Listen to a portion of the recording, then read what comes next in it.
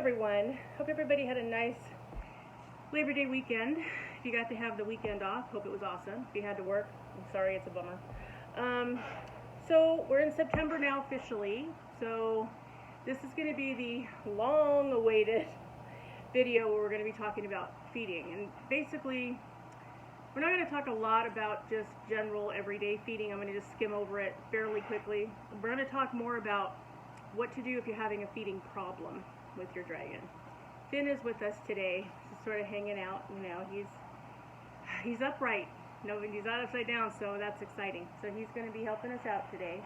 Every once in a while, you'll see him wave or you'll see him bob because he can see the other dragons. So that's what's happening. So feeding your dragon. Okay, first of all, juveniles, which are hatchlings till around 6-ish months, should have a primarily protein diet. 80% protein, 20% greens, vegetables, fruits, other, okay? Need to fit in that 20%. Juveniles need to eat 3 to 4 times a day, as many feeders as they can eat in about 15 to 20 minutes time. You will know as days move on about what's normal for your dragon. So just kind of make a note about it and say, okay, well, you know, I noticed that, you know, little Spike eats about 15 duvia nymphs or 12 mini crickets or whatever it is you're feeding. Then you know that that's typical. So as you're feeding him or her, you will start to see that, okay, this is normal, and if he does something that's not normal, that kind of gives you a clue. Well, I need to check something is off. Also, be careful how big of a feeder you feed dragons, especially babies. The rule of thumb is more or less not to feed them anything bigger than the space between their eyes. So obviously, as they get older and they get bigger, you can give them bigger food. If you give them food that's too big and they don't chew it all the way, which could be for lots of reasons. Maybe they're just in a hurry today. Maybe they are, you know, just want to pack it down as quickly as they can. Okay, if they swallow it and they haven't chewed it well and it's too large, it's not going to be able to be digested from their stomach into their intestines in order to be processed and then the waste excreted. So then you end up with an impaction problem, which can be absolutely fatal if you can't help them and give them ways to eliminate what they've eaten. And we'll talk about what some of those ways are, okay? But in the meantime, if you're not sure, smaller is better. Now, that also means that they are probably going to eat more of the smaller ones, and that's going to be slightly more expensive. But, you know, it's a small price to pay for your dragon's well-being. So if you know that, well, you know, usually, you know, he eats 10 half-inch dubias, and, you know, he doesn't seem to be processing them well, or his poops aren't regular, or whatever it is, and you need to go down to, you know, 1/4 inch, then go down to 1/4 inch, feed him more of them, because he's more likely to go ahead and process those through, even if he's in a hurry, and you don't have to worry about it getting impacted and doing all that horrible stuff. Now, they can get impacted by anything. It's just a reality of the situation. The way that you can help them not to do that, see, here comes the beard, here comes the bob. Really, Finian? The way that you can help them with that is to make sure you're giving them whatever you can that's going to let them digest as easily as possible so that they can break it down, get the nutrients out of it, and get rid of the waste. Okay, so protein sources. Dubia roaches.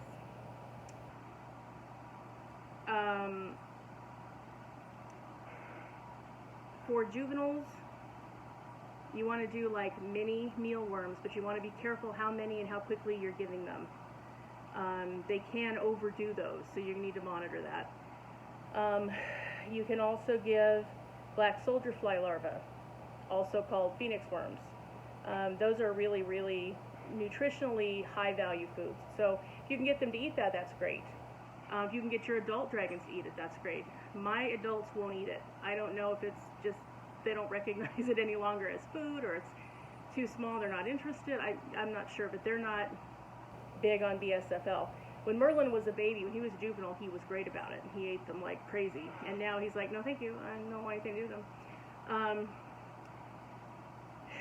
I don't feed crickets because I don't like to keep crickets. They are very loud and they stink, and no. And they're not a really what I would call a high value protein source. They're mostly calcium, which is good because they do need calcium. Not as much meat though, as I would like to see the dragons get. So we don't use crickets, but if you do, make sure that you are applying calcium and that you are giving plenty of water so that they can digest what they need to digest, and that you're giving some kind of a dewormer, usually Panicure or a generic Panicure that you can get anywhere that you can get reptile supplements. Again, I only use beardeddragon.co because I've had really good luck with their products. They are digestible. All of them are digestible. They're made for bearded dragons, so I don't have to worry about it. The instructions on how much to give are always on the bottle. It's just a better situation, a lot less mental power for me.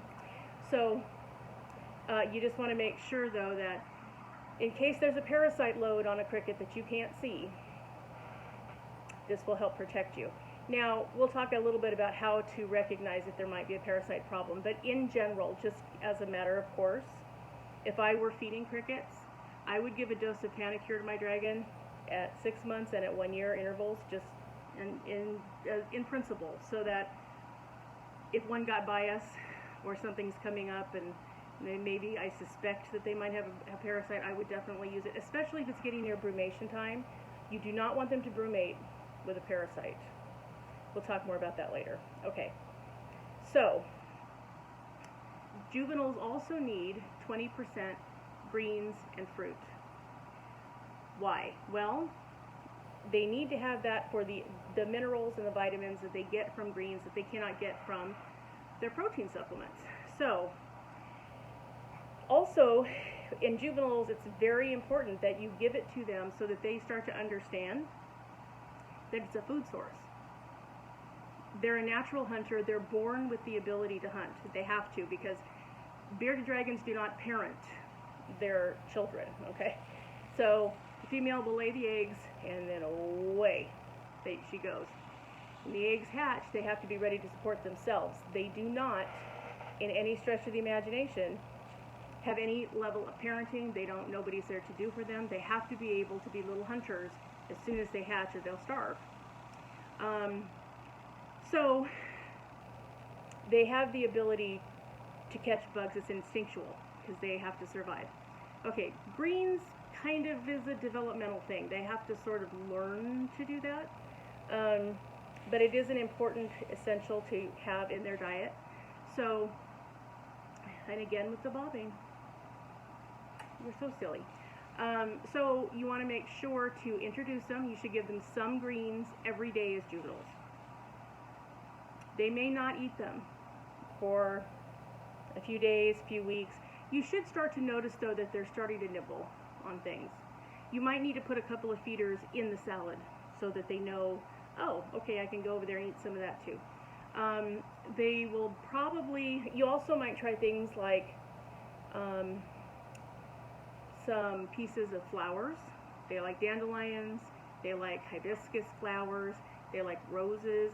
You know, just take a few pieces of the flower itself, not the leaves, not the greens, although the dandelion greens they do like as well, but you know, the flower piece, try to give it to them by hand when they're hungry. Put it into pieces, put it on top of their salad. You know, let them experiment. They're going to be learning. It's a learning curve when they're juveniles that, oh yeah, this is something I can eat too. Oh, okay, tastes pretty good, I'll give it a shot. Your life is so much easier if you get your dragon to adulthood and they already know how to eat greens and what they're for. You should notice as they're getting older, around 7 or 8 months, that their nutritional needs are changing and they will eat less bugs and they will start to be interested in more greens. If they don't, you may have to start helping them be more interested in greens. Okay, how to do that. We're going to talk about that because I'm going to talk to you about what to do if you have a picky eater. Like Finn here. Finn is the pickiest dragon I have. He just is. He's always been picky. He's not easy to feed, but I did a lot of observation with him, and I learned some things that I'm going to share with you because you might not know, and it's important for you to know. Okay, so as the dragons get older, around say 7-ish months, my advice to you is, as they become adults, the adult diet is supposed to be 80% greens and only 20% protein. So really 15 to 20% protein. So that being the case, once they become adults, rather than shift from 80% protein and then click it off like a switch and then 80% greens, if they get to about 7-ish months, 7.5, 8 months, 7 to 8 months in there, if you start changing their diet to 50-50, now we're 50% bugs and we're 50% greens, and I would give them the greens first and then give them the protein a few hours later so that they get their greens when they're the hungriest. That's one of the tactics to try to get them in there and get them eating. So that by the time you're into the 9, 10, 11, by 12 months, you should be easily into the 80% greens and 20% protein.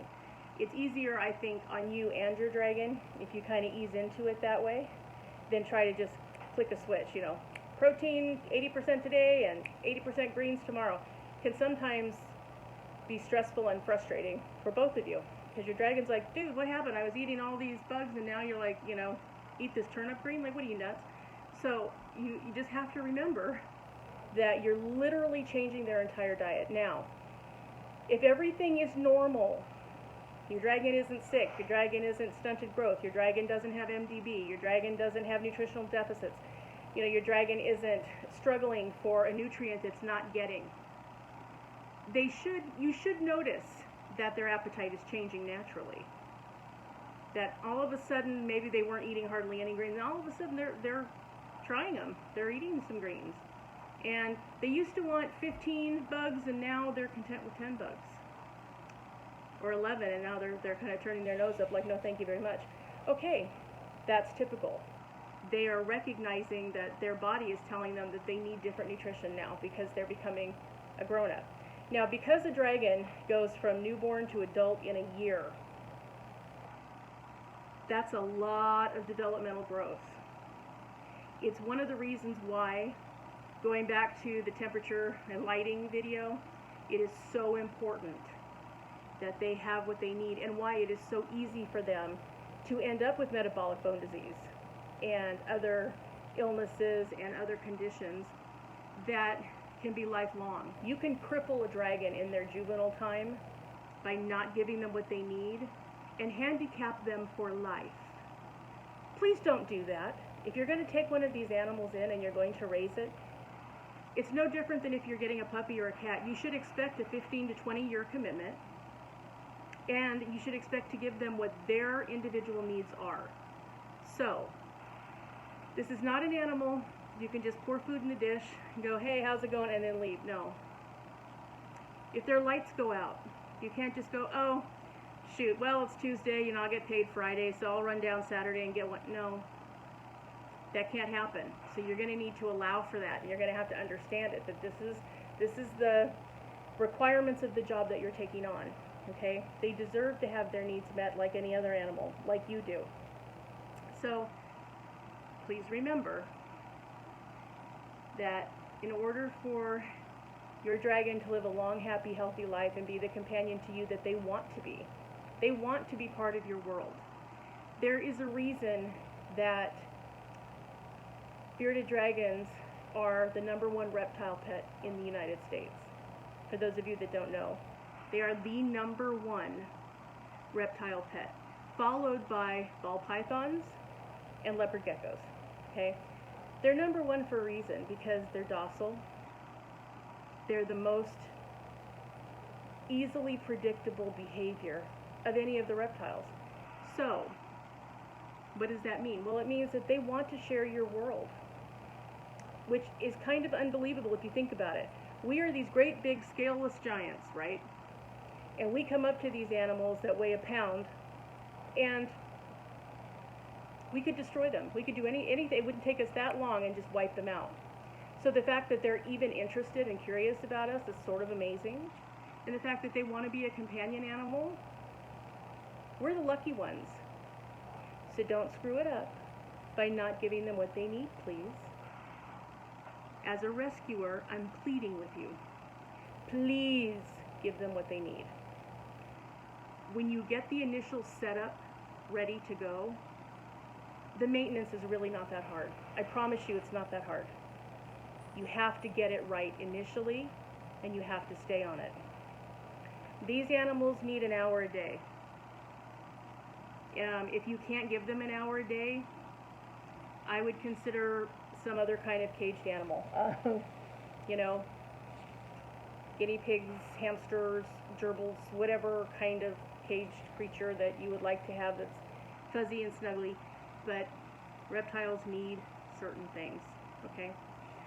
So, in terms of greens, okay, now, so we talked about you're going to get your dragon from hatchling to juvenile, juvenile to subadult, subadult to adult. And you're going to shift their diet accordingly, okay? There are 1,000 resources for you. That's literally a click of a button away. I happen to like the Bearded Dragon manual because I think it's as complete and as specific as you need it to be. But there are lots of Bearded Dragon care manuals. There are lots of printouts you can get right off the internet.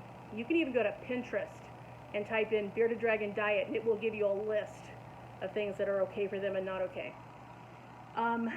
In terms, I've talked to you about feeders. Now, in terms of greens, the darker the greens, the better. The darker the greens, the better. Okay? They can have chard. Green chard, red chard, rainbow chard, all fine. They can have collard greens, which most of them really like. They can have bok choy greens. Most of them like those as well. Turnip greens, escarole, mustard greens, endive, another one. Be careful with your kale and your spinach, because, and your broccoli. Those three things, broccoli, kale, and spinach, have calcium binders, which means they have nutrients that bind the calcium so that the dragons can't absorb it. I'm not saying you can't give it, you can give it, but I would say give it sparingly, like not more than once a week. And you're going to need to up your calcium for a couple of days after that. So if you give one shake on, you know, their collard greens, and a couple days go by and you want to give them some kale, if you give them some kale, okay, load it up with calcium. The next day, calcium again on whatever green you give them, make sure, because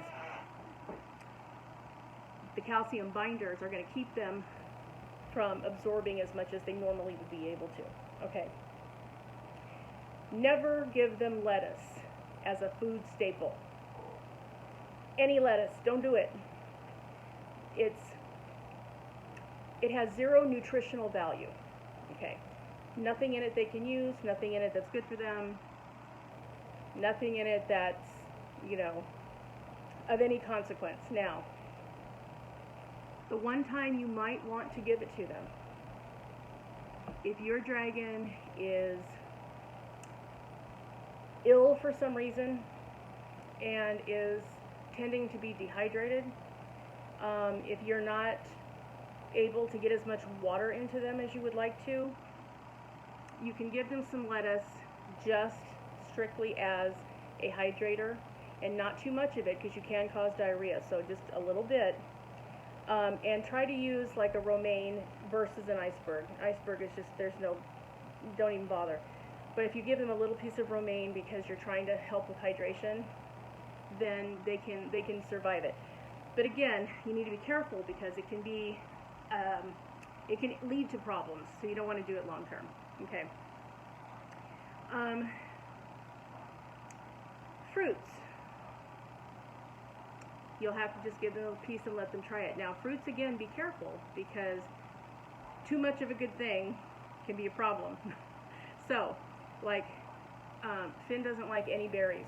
Not a berry eater at all. He likes the melons. He likes watermelon. He likes cantaloupe. He likes honeydew. But sparingly. Realize, how much room they have in their stomach, which is not very much. So it doesn't take a lot to be a serving for them. If you give them too much, again, you could cause diarrhea. If you do that, withdraw the fruit and just give them vegetables until they iron back out, and then introduce it more slowly in a different kind. Lots of dragons like blueberries, strawberries, blackberries, mangoes, all of those kinds. You just have to try it and see what your dragon responds to. But fruit should be used more like, more like a treat to give occasionally. They should have greens every day, and they should have fruit occasionally. And juveniles should have protein, so they're bugs, they're feeders, every day, 2 to 3 times a day. Adults should have bugs 2 to 3 times a week. A week. My dragons eat their bugs twice a week. I really don't limit them. I let them tell me when they've had enough. And you know when your dragon's had enough. Most of the time, they'll close their eyes and move their face over so they're not taking anything from you. Okay, they've had enough. Okay. So, my dragons will get their dubias, their superworms, their whatever it is they're having twice a week. And then in between, I'll usually give them like a hornworm treat. Hornworms are awfully good. They're high in fat, but they're awfully good in moisture and protein, and they don't have the exoskeleton that superworms have. So, good treat for them. So I usually give that on an off day when they're not normally getting a protein, just as a treat with their salads. So try to stay away from citrus. You can really upset their stomach, and you can really make them sick. So you can give them some pieces of apple. Stay away from oranges. Not good. But they can, obviously they like the berries. The berries are full of antioxidants, which is great for them. If you have an animal that suffers from gout, which can happen if you have a high protein diet in an adult dragon, they can easily get gout, and so as they get older. So they do have a medication. It's called allopurinol, which is something they give for gout. You can also treat a lot of the symptoms with either tart cherries, which you can get in the freezer section of most of your grocery stores, and you just thaw them out and give it to them. I would cut them in half or in quarters and give it to them, just occasionally. Also, if you don't want to use the whole cherries, you can get beardeddragon.co, for instance, has a cherry powder extract. So they've made a powder that you can just mix up and then give as a liquid, which I tend to give to Finn just try to prevent some of those symptoms. Plus, he really, really likes it. So he gets it a couple of times, usually once every 3 months or so. He gets to have that, which he considers a treat, and he really likes it, and it keeps everything flowing and happy and whatnot. So, what to do now? Let's talk about what to do if you have picky eaters. It can be so frustrating if you have a dragon who's a picky eater, because here you are trying so hard to do everything they need, and then they're just giving you grief. They're not eating what you give them. They're not doing whatever it is you want them to do. What do? Okay, first of all, let's talk about supplements. Should you use them? Yes. Okay, what should you use and why? Okay, you want to get yourself a really good calcium, excuse me, calcium powder, a calcium powder that has D3. So this is without D3, This is with D3. This is an everyday calcium. You can put it on their salad, you can put it on their feeders, you can put it on anything you're giving them. Okay. Twice a week, I substitute out the regular for the D3. They need the D3 in order to be able to metabolically break down their food. Now, you can overdo this one. So, a couple times a week is enough, unless, again, your beardie is sick. If your dragon is sick, ask your vet how often they want you to do it. There's also a liquid calcium that you can give that it requires dosing a lot less often. It's usually a weekly dose. And the nice thing about it is it tastes good. So normally they don't fight you taking it with a syringe. Second thing is you can measure it, so you know exactly how much your dragon is getting. When you're using a powder and you're sprinkling it on their salads or on their feeder bugs, it's a wing and a prayer. I mean, you're putting it on it and you're hoping they're getting enough, but you don't really have any way to know. So the nice thing about liquid calcium is you can measure it to the milliliter.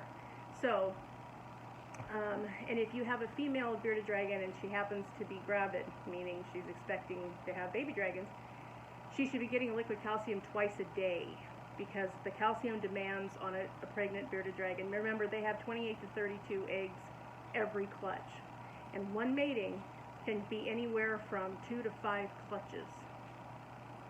So you're talking anywhere from 60 to 150 baby dragons. I cannot tell you how high the demand is in calcium, okay? So, again, talk to your herpetological vet if you have one. If not, I encourage you to do as much reading as possible. If you find yourself with a pregnant dragon by accident or deliberately, do your research. You can really harm them by not giving them what they need. Not the least of which is, if they're not getting enough calcium, the eggshells can be really crummy, which means a lot of the times the babies don't make it. Also, the first nutrients that the baby dragons get is the yolk and the egg with them. If that doesn't form correctly, then they start out at a real deficit and some don't make it.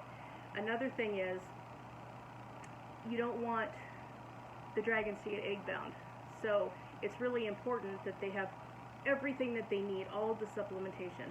Okay, so you're getting your calciums down, which is probably the most important component. Okay, also you want to get a multivitamin.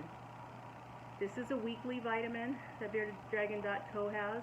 It has everything under the sun in it, which is kind of nice. It's kind of one-stop shopping.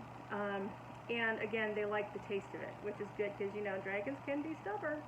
Okay, once a week, multivitamin.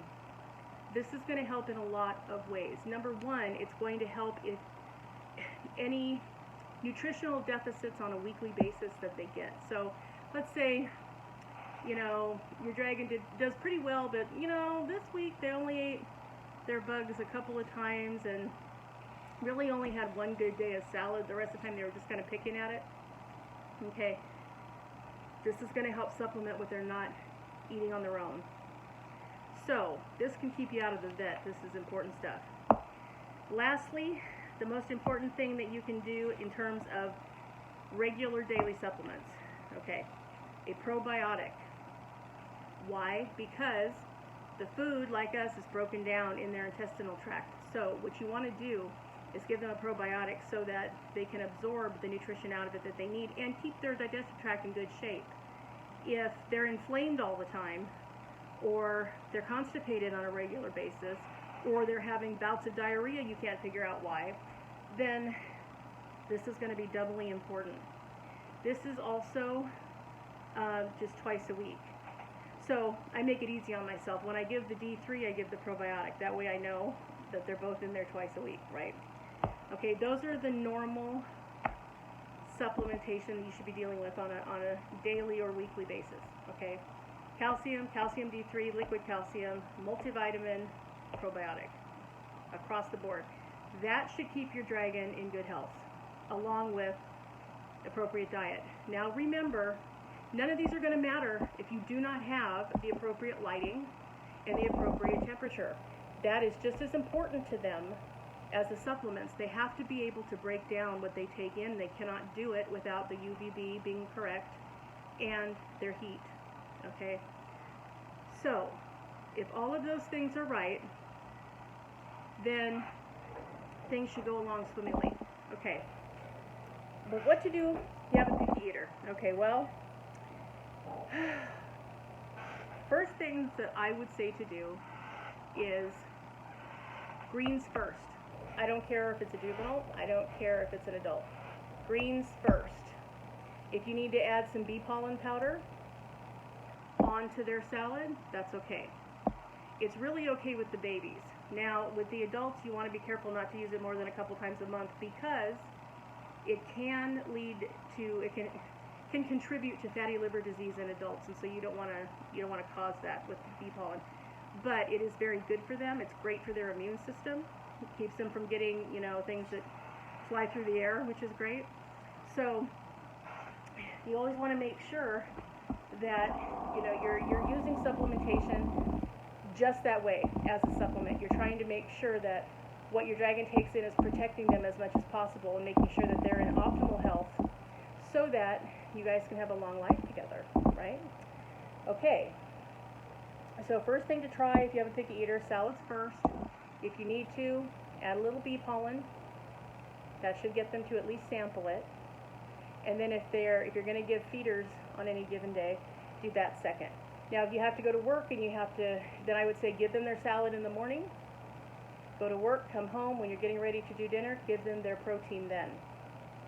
So they've had all day to pick at that while you've not been there. Then when you get home and it's time for dinner, for you, it's dinner for them too, then give them the bugs.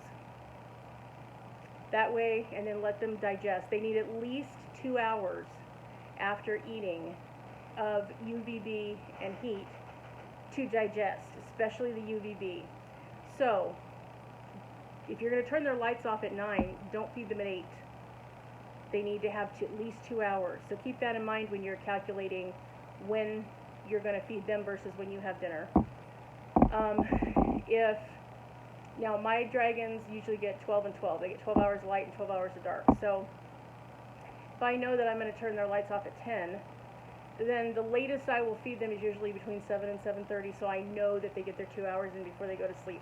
You don't want to turn off their lights, turn off their heat, have them go to sleep with full stomach and haven't really digested very well, because then you're asking for trouble in the morning, right? So 2 hours. Okay. Now, if you absolutely have to get them to try to eat some greens and they're really giving you grief, you might put a couple of tiny bugs in it.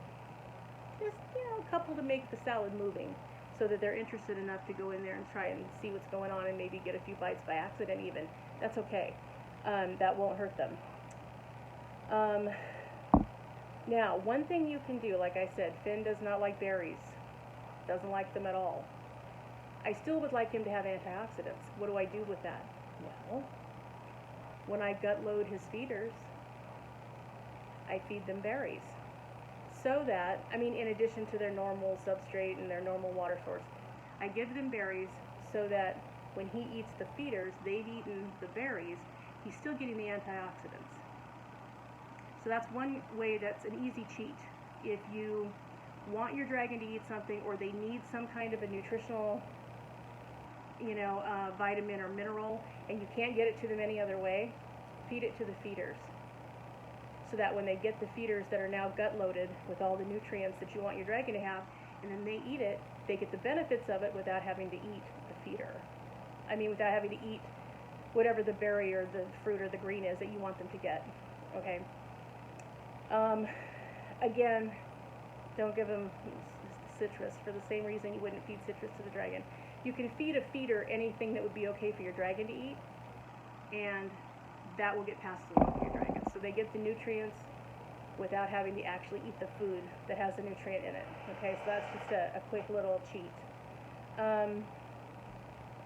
Another thing to do is, if you're already bonded with your dragon, you already have affection for one another, and you're having trouble getting them to eat something, try hand feeding it to them. Make it part of your quality time that you spend together. I'm going to go over there, and before I pick you up out of your enclosure, I'm going to feed you this little green or this little berry or whatever it is that you would like them to eat. Sometimes just the fact that you're spending time with them is enough. Sometimes it's not, and they'll just look at it like, yeah, right, pick me up. Okay, maybe it won't work, but it's worth a try. If they love you and they trust you and they want to spend time with you, which most of them do, unless you really have a wild child or they're upset with you for some reason, they will trust you and they'll usually try something just to see. They may take one bite and go, okay, I'm not having any more of that, in which case, okay, well, you tried. But yeah, try hand feeding. You might even put them in your lap and then try hand feeding. Up to you. Okay, so you've done all of that. You still are struggling with this picky eater. What do I do? Okay. Here's going to be the part that nobody likes, because it can be expensive, because a lot of the times you're going to need to check with a vet to see